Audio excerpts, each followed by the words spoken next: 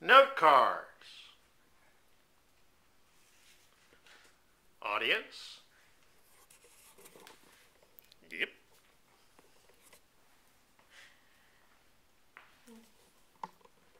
Chocolate is an everyday occurrence in our life. Whether you eat a candy bar a day, maybe sneak one, away from others, or even nowadays put it in your coffee as a flavoring. It's something that, as Americans, I think we've all learned to enjoy and endure. But it's also very important to know what we're taking into our body. It's very important to know the pros and cons of anything that you intake, anything you eat, drink. And to know these pros and cons is very important to our health. It's important to know if it's good for your longevity, if it increases lifespan, or maybe even in a little way may decrease it. Maybe something that you can learn to live without. You can learn to substitute with maybe vegetables or something. Today I'm going to talk to you all about the pros and cons of sugar-free chocolate. It's kind of like a sister to regular chocolate, but like everything, there's pros and cons to everything that we intake.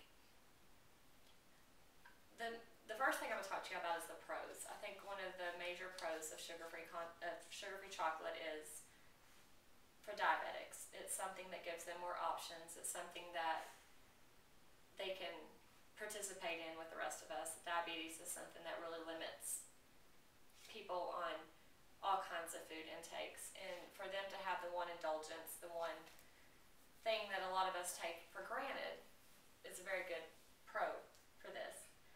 According to the Daily News, the makers of sugar-free food products for diabetics have been developing items that not only taste great but also make diabetics easier to live with their disease.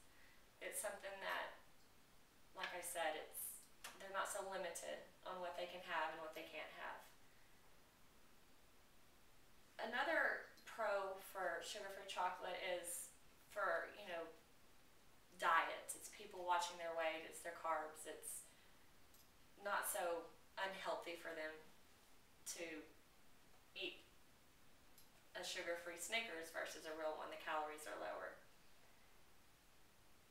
It also is a very low carbohydrate treat. It has half the calories as a regular candy bar would.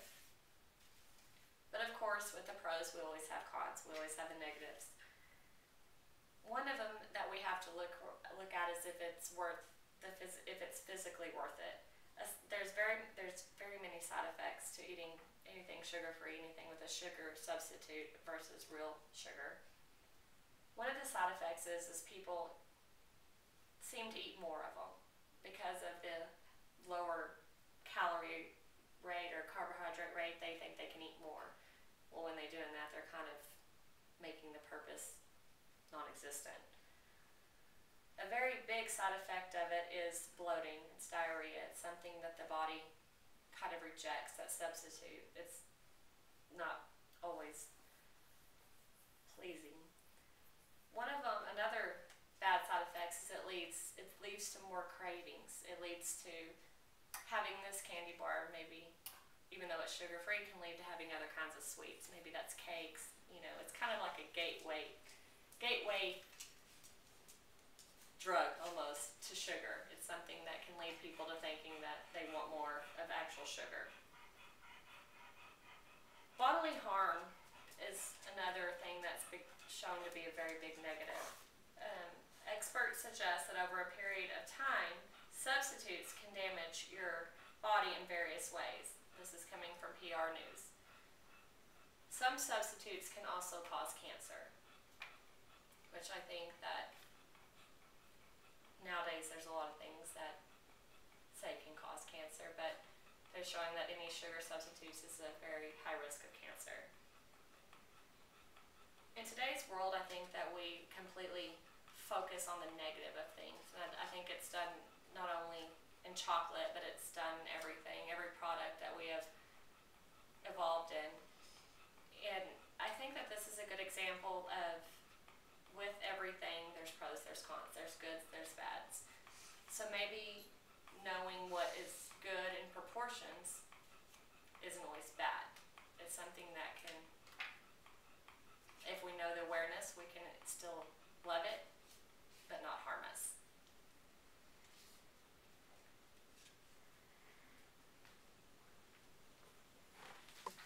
Everybody's still here. Yes, we are.